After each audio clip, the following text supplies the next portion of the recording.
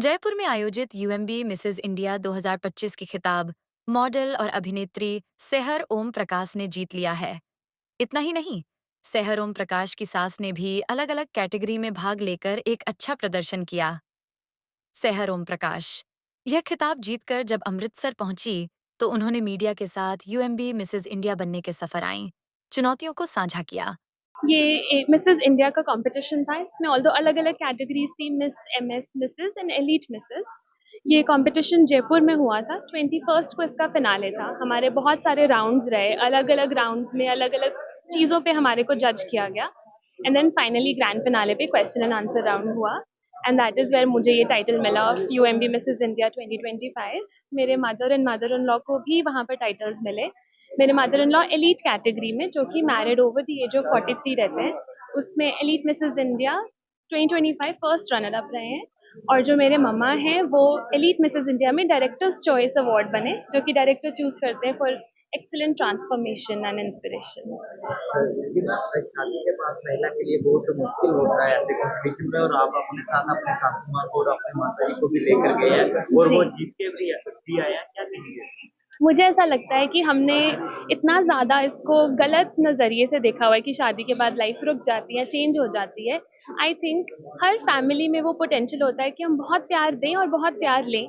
खुद बेटी बनो, क्योंकि सास भी तो माँ ही है अल्टीमेटली। अगर वो आपके हस्बैंड की माँ है, वो आपकी भी माँ है, राइट। एडजस्टमेंट हर किसी में थोड़ी देर के लिए लगती है फॉर श्योर, बट मैं बस बहुत ब्लेस्ड हूँ कि मुझे इतनी ब्यूटीफुल फैमिली मिली। मेरे हस्बैंड का, मेरे फादर इन लॉ का भी बहुत साथ रहा है, मेरे नानी मासी सब आई थिंक इकट्ठे हो गए थे एंड वही मेरी ताकत है। My family is my strength. कितना मुश्किल था ये? It was very difficult. इतने एक्सीलेंट कॉन्टेस्टेंट्स थे एंड सब इतने फिट, इतने प्रिटी और इतने प्रेपरेशन करके, एंड सब अंदर से इतने खूबसूरत थे। मुझे वहाँ पर एक न्यू फैमिली मिली। जितने भी मैं वहाँ लोगों को मिली वो सब अंदर से मेरी हम सिस्टर क्वींस कहते हैं उनको। एंड एक बार आप एक पैजेंट में पार्टिसिपेट कर लो, आप जीतो या ना जीतो, क्वीन इज अ क्वीन। ये कंपटीशन जो था, ये एक तरीके से मुझे अपने 30 साल पीछे ले गया, जहाँ कंपटीशन एक स्पिरिट होती थी।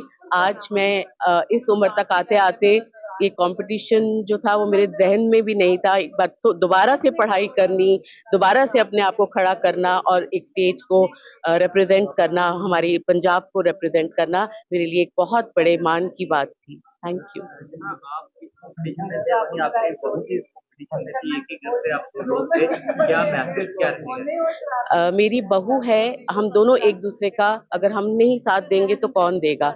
बहू बेटियों से बढ़कर है। मेरे पास बेटी नहीं थी, जब से मेरी सेहर आई मेरे घर तो मेरी भी सुबह हुई। इतना प्यार, और जो हम आपस में प्यार दे सकते थे, एक दूसरे को अपलिफ्ट कर सकते थे, एक दूसरे को आगे बढ़ाने में हमारा एक दूसरे का साथ रहा। तो मैम क्या लगता है कि इस कंपटीशन से आपको आगे फ्यूचर में कोई और भी बड़ा मौका? मुझे अपने में एक कॉन्फिडेंस मैंने गेन किया है।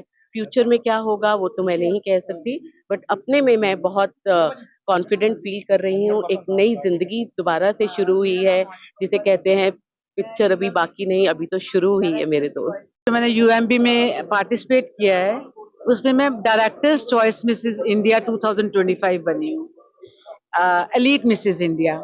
यहाँ तक पहुँचने के लिए हमने बहुत मेहनत की है। 7 दिन में मैं एक प्रिंसिपल हूँ स्कूल की, बट वहाँ पे मैं एक स्टूडेंट थी, और इन्होंने हमें इतना ग्रूम किया है, इन्होंने हमें इतनी शक्ति दी है कि हम 7 days we were on our toes. हम अपने पैरों पे खड़े रहकर 7-7 दिन हमने दिन रात काम किया है।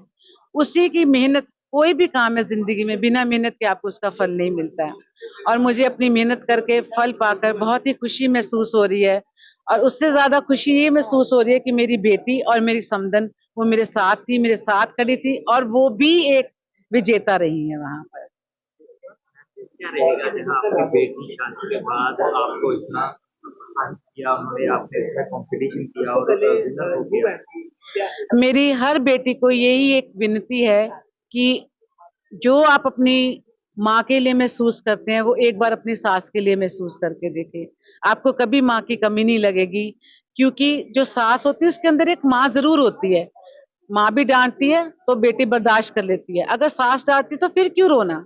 उसको भी बर्दाश्त करो। एक बार वो बर्दाश्त कर लोगे तो आपका इतना अच्छा रिश्ता बनेगा कि आपको लगेगा कि भगवान ने आपको दो दो माँओं से नवाजा है।